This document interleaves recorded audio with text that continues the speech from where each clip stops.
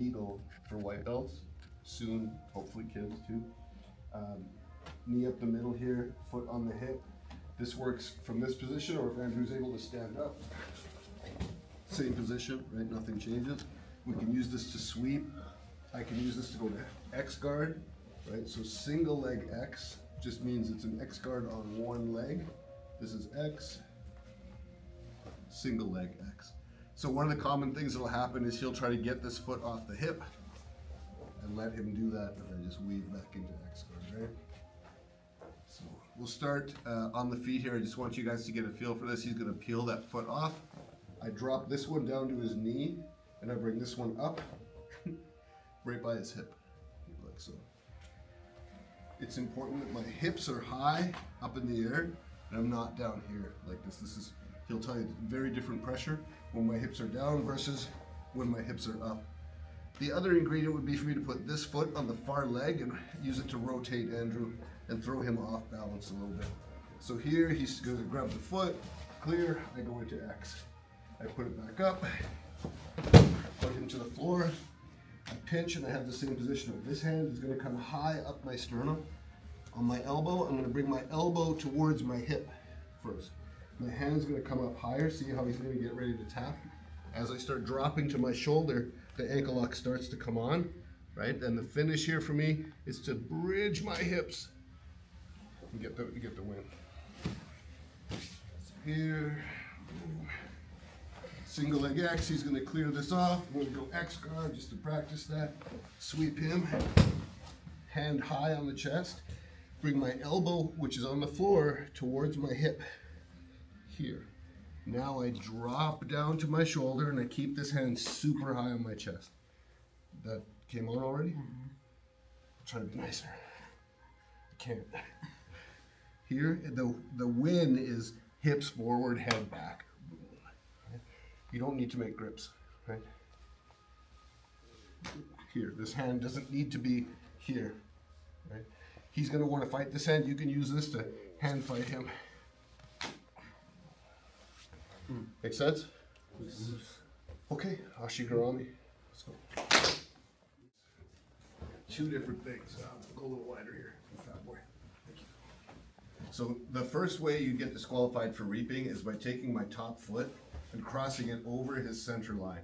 As soon as it crosses the belly button, it puts a weird pressure on Andrew's knee here. It's very dangerous. Immediate disqualification, right? So this happened a lot. Where our guys were going here. You can, if you relax more, you won't put any pressure on your knee. The whole idea, reaping is very much encouraged at black belt and brown belt, especially in no-gi.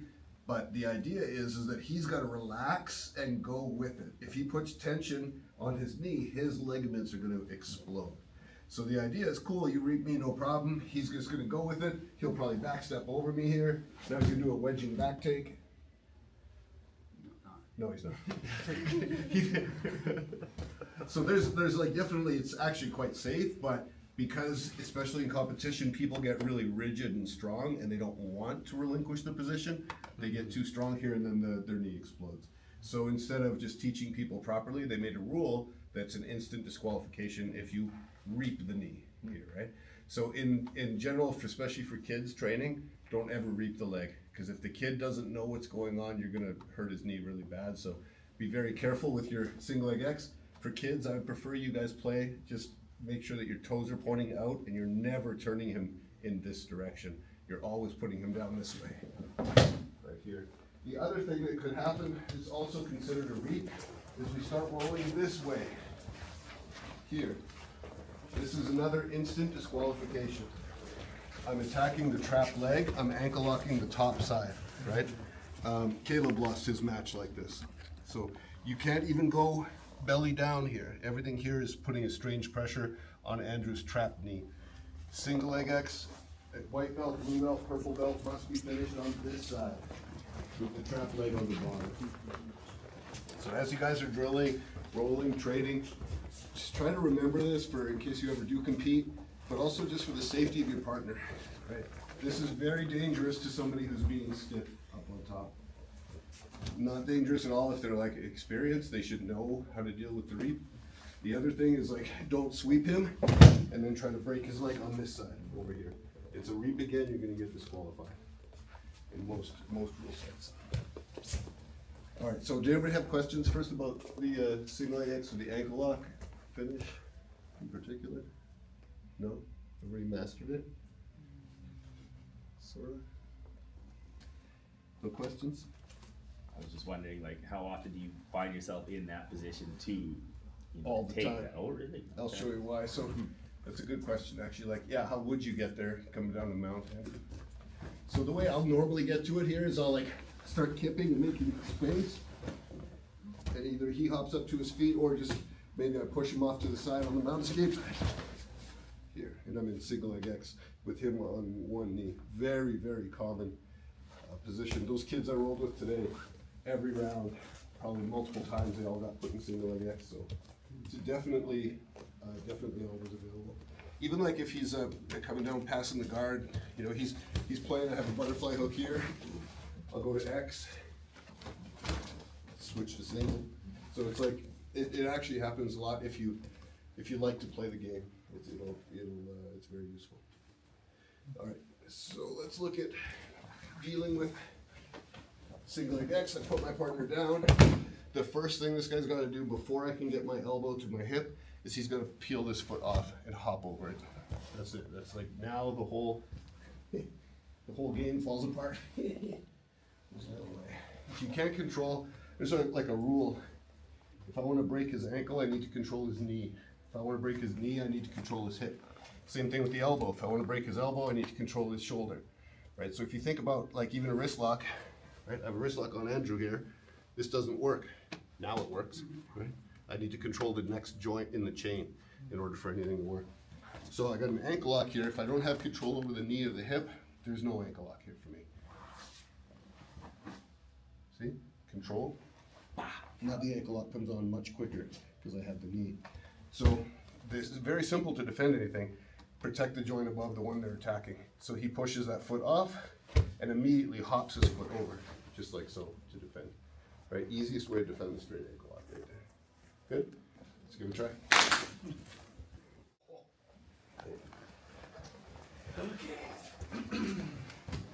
All right. No, that's good. It's a lot.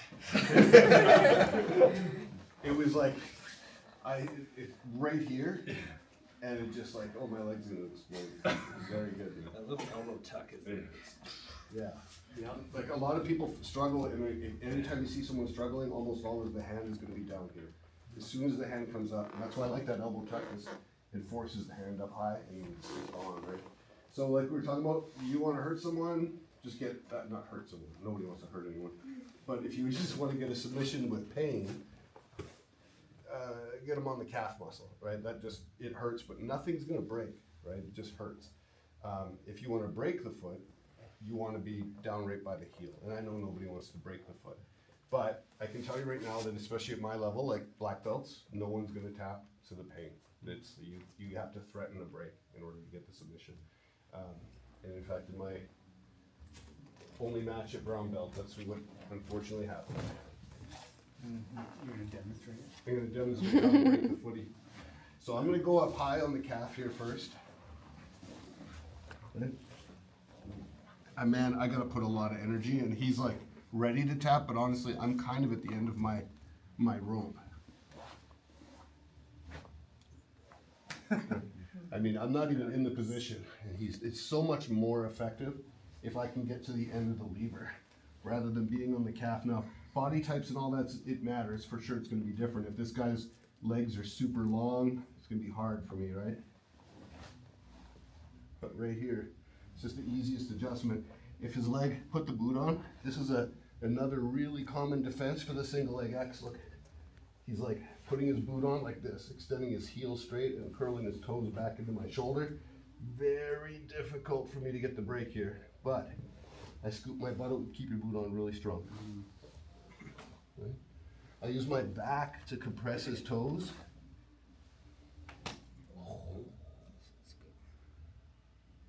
I was just about to go into it. Right? So we can generate a tremendous amount of force here. collecting, boom, and then down to the shoulder, and keeping my hand nice and high the whole time. So I want you guys to put, oh, foot cramp, thank you, no, don't touch it. you got all excited there. So I want you guys to put the boot on really strong, drive your heel in, toes back, and then this person, you're gonna shoot your butt away, you're gonna go to the end and you're gonna collapse his toes, and then bring your hand up, and then drop down in for the finish. Make sense? Okay, let's go.